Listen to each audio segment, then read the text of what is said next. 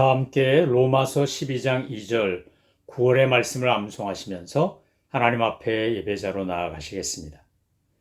너희는 이 세대를 본받지 말고 오직 마음을 새롭게 함으로 변화를 받아 하나님의 선하시고 기뻐하시고 온전하신 뜻이 무엇인지 분별하도록 하라. 아멘.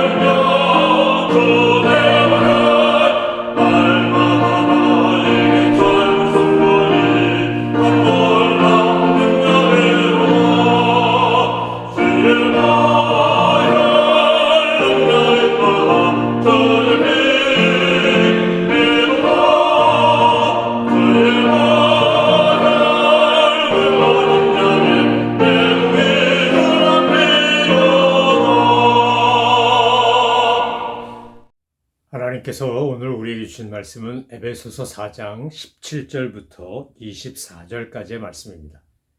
어제 본 말씀이지만 다시 한번 하나님의 말씀을 함께 보겠습니다. 하나님의 말씀을 받들어 읽습니다.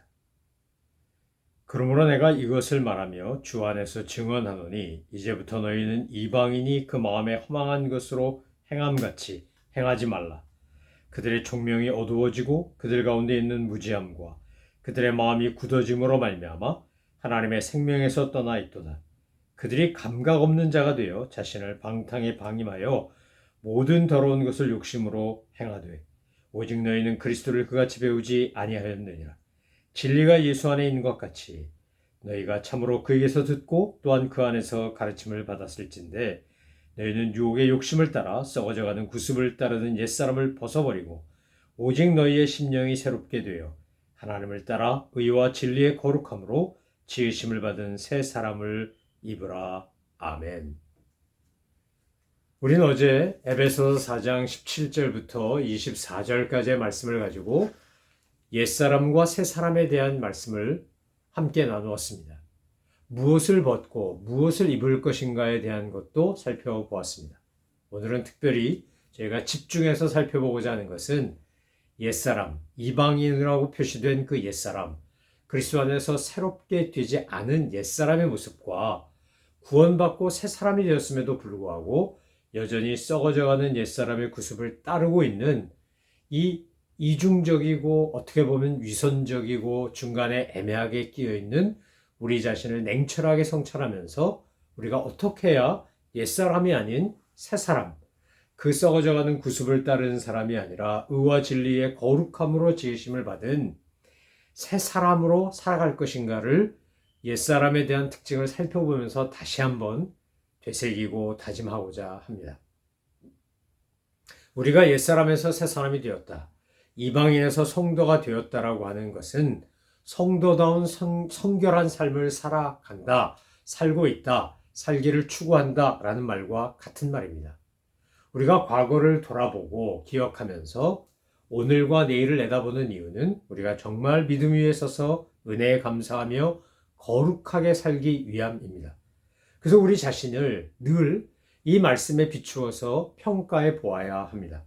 과거의 나의 모습과 현재의 나의 모습이 얼마나 변했는지, 달라졌는지, 그리고 그것을 평가하며 감사하기 위한 것입니다. 여러분, 갈라디아서 5장 16절로 21절에서 사도 바울은 또 다른 방식으로 옛사람, 썩어져가는 욕심의 구습을 따르는 옛사람의 모습을 묘사하지 않았습니까? 갈라디아서 5장 16절로 21절에 보면 이 육체 행실을 설명하면서 이렇게 이야기합니다. 육체 행실을 따르는 사람은 성령을 거스릴 수밖에 없다. 성령의 갈망과 원하시는 것과 인도하는 것을 불순종할 수밖에 없다고 하면서 육체의 욕망을 아주 구체적으로 묘사했습니다. 음행, 더러움, 방탕, 우상숭배, 마술, 원수 맺는 것, 다툼, 시기, 분냄, 분쟁, 분열, 파당, 질투, 술취함, 흥청망청 먹고 마시는 노름, 이런 것들을 언급하면서 이런 사람들은 하나님의 나라를 상속받지 못한다라고 했습니다. 갈라디아서 5장 16절로 21절에 나오는 말씀을 읽으면서도 우리는 그 하나하나의 우리 자신을 비교해 보아야 합니다. 마치 거울을 보며 내 얼굴을 보는 것처럼 나는 더러움에 빠져 있지 않은가? 나는 방탕하지 않은가? 나는 우상숭배하는 거 없나? 나는 원수 맺은 거 없나? 다투거나 시기나 분냄이나 분쟁이나 분열이나 파당이나 질투나 이런 거 내 마음과 생각에 한 구석을 빼앗긴 채 산 적 없나? 이렇게 스스로 성찰해 보는 것입니다. 오늘 본문에서는 특별히 18절로 19절에서 7가지를 구체적으로 하나씩 열거하며 사도 바울이 옛사람, 이방인이라고 묘사된 그 옛사람의 모습을 드러냅니다. 그리고 그것은 결국 우리에게 내가 그런 모습이 없는지를 살펴보라는 겁니다.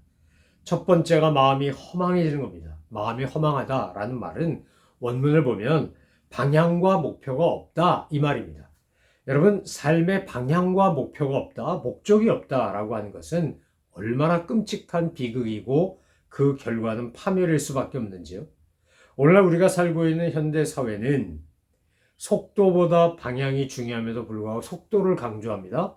목표와 목적이 중요한데도 불구하고 그건 상관없고 지금만 만족하면 된다고 속입니다. 여러분, 로마서 8장 20절에서 피조물도 허무한데 굴복하는 것은 그들이 굴복하고 싶어서가 아니라 굴복해 하신 분 때문이라고 했습니다. 그리고 그들의 탄식으로 말미암아 성도가 성령으로 거듭나기를 원한다고 성경은 그렇게 이야기합니다. 부, 명예, 쾌락, 외모 이런 껍데기들을 추구하며 삶을 낭비하는 사람들이 얼마나 많은지 모릅니다. 정말 인생의 참된 목적과 방향을 상실하면 우리는 알코올 중독, 마약 중독, 성 중독, 소비 중독 이런 것들에 내 마음과 생각을 뺏겨서 허망해질 수밖에 없습니다. 오늘 우리는 스스로에게 질문해 보셔야 합니다. 나는, 내 마음은 정말 예수 그리스도를 배웠고 예수 그리스도에게 진리를 들었고 예수 그리스도 안에서 가르침을 받은 사람, 바꿔 말하면 사도와 선지자와 복음 증거자와 목사와 교사와 성경을 통해서 진리를 아는 사람답게 예수님과 함께 하나님의 말씀과 은혜와 사랑으로 충만한가? 아니면 허망한가? 이 말입니다.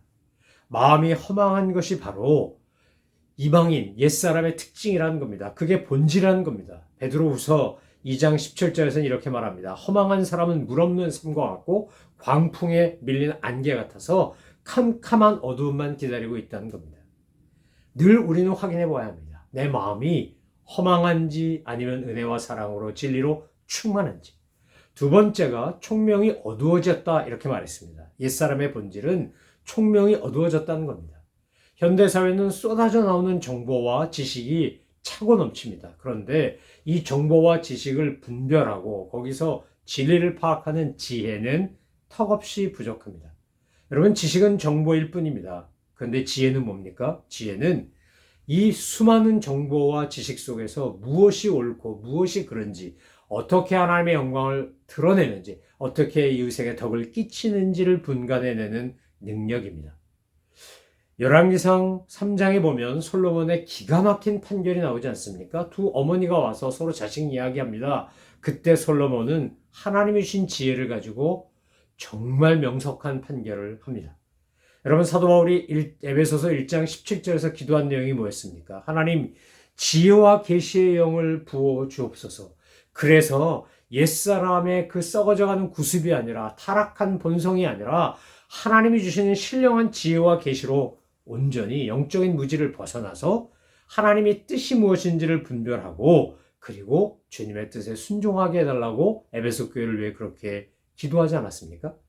여러분, 이소부와의 임금님 옷에 관한 벌거벗은 임금님 이야기 나오지 않습니까? 다른 사람 다 임금님 벌거벗은 거 아는데 자기만 속는 겁니다. 자기만. 그리고 스스로 똑똑하다고 생각합니다. 주변에도 얼마나 그런 헛똑똑이들이 많은지 모릅니다. 여러분, 우리가 정말 하늘의 신령한 지혜와 계시를 가지면, 그러면 진리를 구분하게 되고 거짓을 분별하게 됩니다. 세 번째 내용이 뭐였습니까? 마음이 굳어졌다 그랬습니다. 강팍하고 완고하고 마비된 마음이라는 겁니다. 여러분, 경직된 마음. 사이코패스라고 부르는 그런 일종의 정신적으로 또 심리적으로 잘못된 사람들은 연쇄살인하고도 죄책감을 느끼지 못합니다. 도리어 연쇄살인하면서 쾌감을 느낀다고 이야기합니다. 여러분, 이 가치관의 혼돈과 양심이 마비된 것과 감각과 공감과 동감의 능력을 상실하게 되면 이런 짓을 서슴지 않고 합니다. 사도 바울이 활동하던 당시의 초대교회 상황에도 로마 제국 시민들이 심심하니까 검투사 불러다가 맹수하고 결투시키고, 검투사끼리 결투시키고, 그리고 막 사람이 죽어가는데 죽여라 죽여라 그러면서 악을 쓰면서 환호하지 않았습니까? 네로 왕제를 비롯하여 수많은 크리스찬들을 핍박했던 사람들도 순교자들을 화형시키고 맹수의 밥이 되게 하고, 그러면서 그것을 즐겼습니다. 여러분, 인간이 얼마나 악한지, 옛사람의 본질적인 속성에 그대로 노출되어 살아가면 얼마나 그 마음이 강팍한지, 히틀러가 600만 명 유대인 학살하면서 그는 양심의 가책을 받았을까요? 장애인, 집시들도 제거하고 그의 마비된 마음은 아마 아무것도 느끼지 못했을지 모릅니다. 저 쓰레기 같은 인간들 다 없애버려야 돼, 이런 생각만 있을 겁니다. 우리가 제노사이드라고 말하는 인종 청소, 집단 학살, 종족 말살, 이런 것들 과연 공감의 능력이 있고 동감할 줄 알고 같이 가슴 아파할 줄 알고 사람을 존귀히 여길 줄 안다면, 마음이 마비가 되지 않았다면 그런 거 할 수 없는 겁니다. 그래서 오늘 사도 바울은 옛사람의 특징을 마음이 굳어졌다라고 말합니다. 여러분, 우리는 늘 물어봐야 합니다. 성령님 앞에서, 말씀 앞에서 내 마음 딱딱한가? 굳어진 마음인가? 아니면 온유하고 부드럽고 정말 따뜻한 마음인가? 내 안에는 공감과 존중과 배려와 동감해하는 능력이 있는가? 없는가? 여러분, 우리가 이 말씀을 읽을 때 그냥 읽는 게 아니라 그렇게 나 자신에게 질문하며 읽어보셔야 합니다. 네 번째가 하나님의 생명에서 떠났다라고 되어 있습니다. 요한복음 15장에서 예수님이 비유로 말씀하시기를 나는 포도나무요 너희는 가지다 그랬습니다. 여러분, 텃밭을 하거나 또는 과실을 길러보거나 하는 분은 알겠지만 전지라는 걸 합니다. 가지를 자릅니다. 가지를 자르면 잘라진 가지는 그 자체에 생명력이 있어서 물기도 있고 영양분도 있어서 한동안은 살아있는 것 같으나 금세 말라버립니다. 왜요? 그 생명의 근원에 붙어있는 데서 떨어졌기 때문입니다. 여러분, 무지하고 굳어진 마음은 결국 어떤 결과를 초래하냐? 하나님의 생명에서부터 떨어져 나갑니다. 에덴 동산에서 하와가, 아담이 저질렀던 범죄가 바로 이 굳어진 마음과 총명이 어두워졌기 때문에 하나님의 말씀을 어긴 겁니다. 그리고 자기의 욕망을 따라 산 겁니다. 그러면 저주받은 인생이 됩니다. 갈급합니다. 허탄합니다. 허무합니다. 여러분, 수가성 여인이 또 돈 많았던 세리장이 삭개오가 예수님 만나기 전에 그들의 모습이 바로 하나님의 생명에서 떠나 있는 겁니다. 그러니까 그들은 늘 목마르고 배고플 수밖에 없습니다. 그런데 그들이 예수님을 만나고 하나님의 생명에 붙으니까 그렇게 사람 눈 무서워서 피해서 뜨거운 대낮에 물길러 왔던 여인이 달려들어가 전도자가 되고, 돈밖에 모르고 돈으로 자기 열등함을 채우려고 했던 사람이 자선사업가가 되는 겁니다. 여러분, 하나님의 생명에서 우리는 떠나는 순간 죽습니다. 산모 뱃속에 있는 아이가 만약에 엄마와 탯줄이 끊겼다고 생각해 보십시오. 그러면 걔는 죽습니다. 나는 하나님의 생명에 붙어 있나? 포도나무의 신 주님 앞에 붙어 있는 포도나무 가지인가? 나는 하나님의 말씀과 진리와 은혜에 딱 붙어 있나? 여러분, 우리가 스스로에게 질문해 보셔야 합니다. 이건 이방인들이 이래. 옛사람들의 본질과 속성이래. 나는 아무 상관없어. 나는 구원받았고 난 그렇지 않아. 과연 우리가 그렇게 큰 소리 칠 수 있겠는가 이 말입니다. 우리가 날마다 나를 돌아보고 자기를 쳐서 복종하고 그리고 은혜를 구하고 말씀에 사로잡혀 살아야 되는 이유가 오늘 18절과 19절에 나오는 이 이방인의 특징, 옛사람의 본질을 우리가 그대로 갖고 있기 때문입니다. 다섯 번째 보면 감각을 상실했다고 되어 있습니다. 여러분, 현대 문명이 얼마나 감각적입니까? 말초신경 자극하고 아주 감각적입니다. 그런데 그 감각적인 것의 모든 것은 다 자기만족, 쾌락, 이런 것들입니다. 여러분, 정말 우리의 감각이 살아있어야 될 건 뭘까요? 하나님의 사랑에 대한 감동, 감사, 은혜에 대한 보답, 주님의 마음과 손길과 발길이 가는 것에 내 마음과 손길과 발길이 가는 겁니다. 영적인 것에, 거룩한 것에 우리가 반응할 줄 알아야 합니다. 영화나 드라마나 무슨 가요나 이런 거 들으면서도 감정이입이 돼갖고 울기도 하고 웃기도 하고 공감하기도 하면서 막상 이 지구촌에 살고 있는 수많은 사람들이 고통을 당하거나 죽어가는 영혼들이 주님을 모른 채 헤매고 지옥길로 가는 걸 보면서도 아무 느낌이 없다면, 아무 생각이 없다면 우리는 그 이방인 옛사람처럼 감각을 상실한 사람에 불과한 겁니다. 여러분, 운전하다가 운전수가 혼절했다고 생각해 보십시오. 갑자기 무슨 일이 생겨갖고 이 사람이 까무라쳤어요. 운전대를 잡고는 있지만 운전할 수 없어요. 그렇게 되면 어떻게 되는 겁니까? 그 운전수로 인하여 많은 사람이 다치거나 죽을 수 있습니다. 만약 그분이 버스를 운전하는 사람이었다면 더 큰일 아니겠습니까? 우리 안에 감각이 마비가 되면 나만 불행해지는 게 아니라 나도 불행해지고 남도 불행해지게끔 만듭니다. 파멸을 초래합니다. 죄를 짓고 악을 행하는데 아무 갈등이 없습니다. 브레이크가 고장난 자동차 같고 운전수가 혼절한 자동차 같은 겁니다. 여러분, 오늘 우리는 이 말씀 앞에서 감각 없는 자는 난 아닌가? 난 영적인 도덕적인 감각이 살아있는가? 내가 감각이 마비됐다는 것, 몸의 감각이 마비돼서 찔러도 아프지 않은 거, 우리 한센시병, 문둥병자라고 말하는 그분들이 그런 거 아닙니까? 코가 떨어져 나오고 손가락이 떨어져 나와도 아프지 않습니다. 왜요? 감각이 마비됐으니까. 내가 영적으로 감각이 마비된 그런 영적인 한센시병은 환자는 아닌지 우리 스스로 말씀 앞에서 두렵고 떨리는 마음으로 돌아보셔야 합니다. 여섯 번째 보니까 자신을 방탕에 방임한다고 되어 있습니다. 여러분, 방탕에 방임한다는 말은 기준 없이 삶이 취약한 채 흔들리며 휘말리며 산다는 겁니다. 포스트 모더니즘이라고 하는 이 탈근대주의가 등장한 다음에 가장 위험하고도 문제가 많은 것은 절대적 기준이 상대화되면서 모든 것이 자기가 중심인 세상으로 바뀌어버렸습니다. 여러분, 소확행이라는 말이 있습니다. 작은 확실한 행복이란 말입니다. 이거 나쁜 거 아닙니다. 그런데 이거 얼마든지 오용되거나 남용될 수 있습니다. 내가 확실하게 행복하면 오케이, 최고라는 겁니다. 동성애가 됐건 간음이 됐건 혼외정사가 됐건 첩을 두고 애인을 두고 바람을 피우건 뭐가 됐건 내가 행복하고 이거 확실하게 행복한 건데, 작지만 이거 굉장히 좋은 건데 이러면 다 오케이입니까? 내가 좋아서 했으면 무조건 아무 상관이 없는 겁니까? 그렇지 않다는 겁니다. 성경은 우리에게 분명히 예할 건 예하고 아니할 건 아니하라고 되어 있지 않습니까? 하나님의 말씀 앞에서 우리가 분명한 태도를 가지고 분명한 자세를 가지고 말씀이 성경이 아니라고 하면 아닌 거고, 그렇다면 그런 겁니다. 이것이 내 행복, 내 기쁨, 내 상황, 내 조건과 아무 상관이 없는 겁니다. 그런데 그런 것들이 다 혼동돼 버린 겁니다. 그리고 방탕에 나를 방임하는 겁니다. 나를 팽개쳐 버리는 겁니다. 여러분, 오늘 우리는 내 마음과 생각과 내 몸을 정말 잘 사랑하며, 바꾸어 말하면 잘 보호하며 지키며 살고 있는지. 너희의 몸은, 너희의 마음과 생각은 성령이 거하시는 성전이다. 성경은 그렇게 분명히 말합니다. 우리가 거룩한 성전으로 지어져 간다. 에베소서에서 사도 바울이 이렇게 강조하지 않습니까? 그리스도의 장성한 분량에까지, 그 충만한 경제까지 이르러야 한다고 말합니다.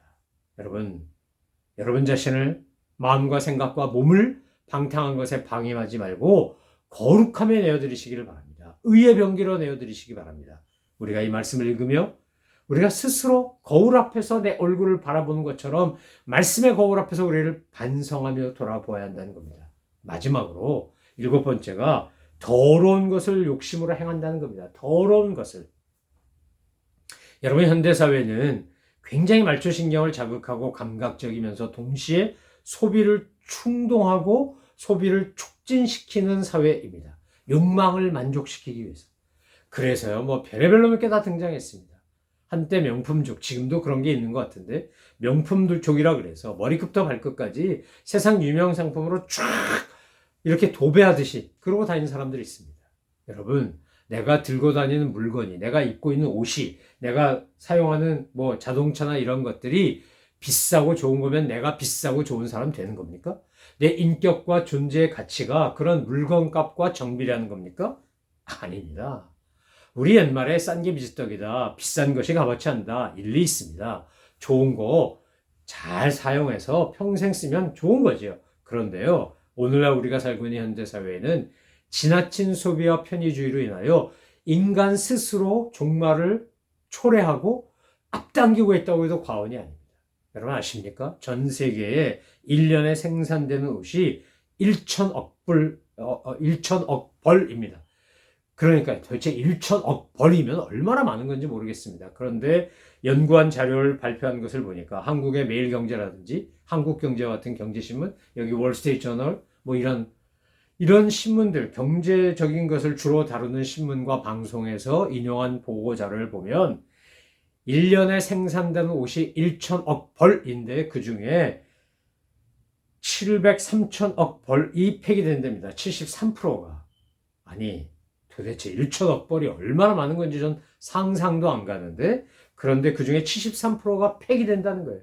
소각되든지 매립되든지. 소각이 되면 거기서 대기 오염이 석유화학 단지에서 정제되지 않은 것 때문에 생기는 대기 오염 다음으로 많고, 매립되면 그것이 땅속에 들어가서 미세 플라스틱이 돼가지고 땅을 황폐화시킨다는 겁니다. 여러분, 지금 우리 자라나는 자녀들이 막 소리를 지릅니다. 우리의 지구촌을 멸망시키지 마라. 이 지구라는 별을 당신들의 욕망 때문에 파괴하지 말라. 우리는 살아야겠다. 이러고 지금 전 세계에서 수많은 젊은이들이, 아니 어린이들이 항의하는 것을 우리는 경험하지 않습니까? 지금 전 세계 2023년 올 한 해, 지금 한 해가 다 지나간 것도 아닌데 얼마나 많은 홍수와 지진과 산불과 토네이도와 허리케인과, 여러분 정말 상상을 초월하지 못한, 우리의 상상을 뛰어넘는 100년 만에 처음이라는 등 몇십 년 만에 처음이라는 등 이러면서 지금 지구가 몸살 앓고 자연재해가, 기후변화가 우리한테 경고의 메시지를 보내고 있습니다. 피조물이 탄식하고 있습니다. 이 이유가 뭡니까? 더러운 것에 욕심으로 날 내어버렸기 때문입니다. 욕심으로 행하기 때문입니다. 여러분, 이 미국의 유명한 의류회사 중에 파타고니아라는 회사 있지요? 거기서 옛날에 했던 광고 중에요, 옷 사지 마세요라는 광고가 있었어요. 옷 사지 마세요. 수선해서 입으세요.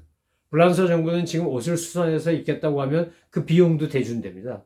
여러분, 지금 우리가 정말 무엇을 추구하고 사는지, 내 몸이, 내 삶이, 내 생각이, 내 마음이 무엇으로 충만해 있는지 한번 돌아보시기 바라요.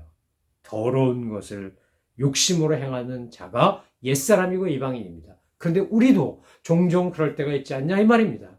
하나님 앞에서 내가 욕망의 노예는 아닌지, 아니면 성령의 인도하심을 따라 성령님께 순종하는 사람인지, 하나님의 종인지 욕심의 종인지, 거룩함의 종인지 아니면 사탄의 종인지 우리 자신을 돌아보며 이 말씀 앞에서 우리 스스로를 성찰하고, 그리고 옛사람이 아닌, 이방인이 아닌 성도로, 새 사람으로 하나님의 그 거룩하심과 진리와 의로 덧입는 그런 저와 여러분 되시기를 소망하며 축원합니다. 기도하겠습니다. 하나님 아버지, 감사와 찬양과 영광을 주 앞에 올려드립니다. 하나님, 저희들이 옛사람, 이방인처럼 이렇게 정말 그릇된 모습, 총명이 어두워지고 무지하고 마음이 굳어지고 하나님의 생명에서 떠나 있고 감각이 없고 방탕에 방임하고 더러운 것을 욕심으로 행하는 그런 어리석은 자가 아니라 하나님의 진리의 말씀 붙잡고 은혜 가운데 주님이 원하시는 것을 향해 나아가는 믿음의 용사들 다 되게 하여 주옵소서. 의와 진리의 거룩함으로 지으심을 받은 새 사람을 옷 입는, 새 사람을 덧입은 존재로 살게 하여 주옵소서. 감사드리며 예수 그리스도의 이름으로 기도 올리옵나이다. 아멘. 하늘에 계신 우리 아버지, 아버지의 이름을 거룩하게 하시며 아버지의 나라가 오게 하시며 아버지의 뜻이 하늘에서와 같이 땅에서도 이루어지게 하소서. 오늘 우리에게 일용할 양식을 주시고 우리가 우리에게 잘못한 사람을 용서하여 준 것 같이 우리 죄를 용서하여 주시고 우리를 시험에 빠지지 않게 하시고 악에서 구하소서. 나라와 권능과 영광이 영원히 아버지의 것입니다. 아멘.